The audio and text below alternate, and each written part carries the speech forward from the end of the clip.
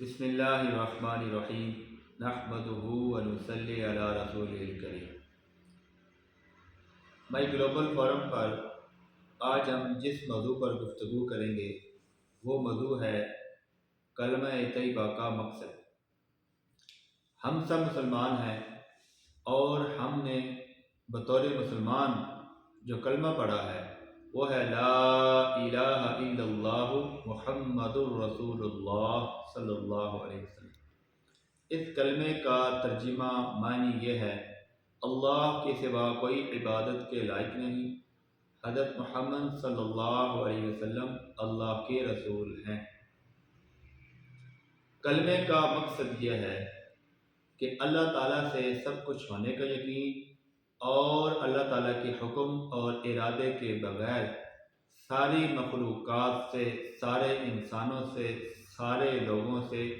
کچھ نہ ہونے کا یقین ہمارے دلوں کی گہرائیوں میں اتر جائے اور حضرت محمد صلی اللہ علیہ وسلم کے مبارک طریقوں کے مطابق زندگی گزار کر دونوں جہانوں میں کامیابی کا یقین اور آپ صلی اللہ علیہ وسلم کے مبارک طریقوں کو چھوڑ کر غیروں کے طریقوں پر زندگی گزارنے میں دونوں جہانوں کی ناکامی کا یقین ہمارے دلوں کے اندر آ جائے۔ کلمے کا جو پہلا جز ہے لا الہ الا اللہ،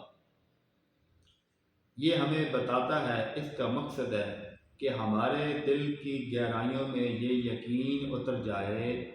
کہ جو کچھ ہوتا ہے اللہ کی ذات سے ہوتا ہے، اللہ کے علاوہ، اللہ کا غیر، اللہ کے بغیر کچھ نہیں کر سکتا، اور اللہ تعالیٰ اپنے غیر کے بغیر سب کچھ کر سکتے ہیں۔ اس میں کیا ہے کہ کامیابی اور ناکامی، صحت اور بیماری، موت اور زندگی، نفع اور نقصان یہ اللہ پاک دیتے ہیں۔ زندگی کا بنانا اور بگاڑنا یہ اللہ پاک کے اختیار کے اندر ہے۔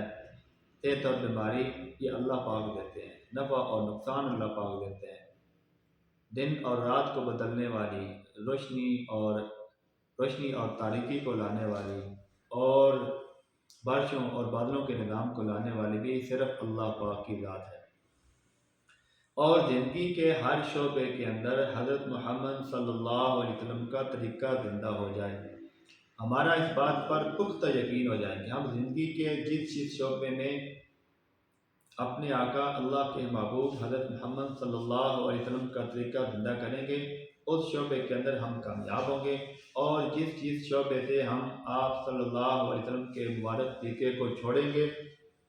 تو اس میں پوری قوت اور پوری طاقت لگانے کے باوجود ہم دنیا کے اندر بھی ناکام ہوں گے اور آخرت کے اندر بھی ناکام ہوں گے۔ تو آج ہم مسلمان طرح طرح کے مسائل میں، مصیبتوں میں، تکالیف میں، بیماریوں میں، پریشانیوں میں گھرے ہوئے ہیں اور ہم ان کا حل کہیں اور تلاش کرتے ہیں۔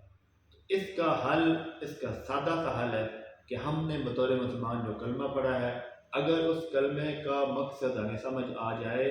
اور ہم اس مقصد کے مطابق زندگی گزارنا شروع کر دیں تو ہم دنیا کے اندر بھی ایک پرامن، خوشحال اور بہترین زندگی گزار سکتے ہیں، اور آخرت کے اندر بھی ہم ہمیشہ کے لیے کامیاب ہو سکتے ہیں۔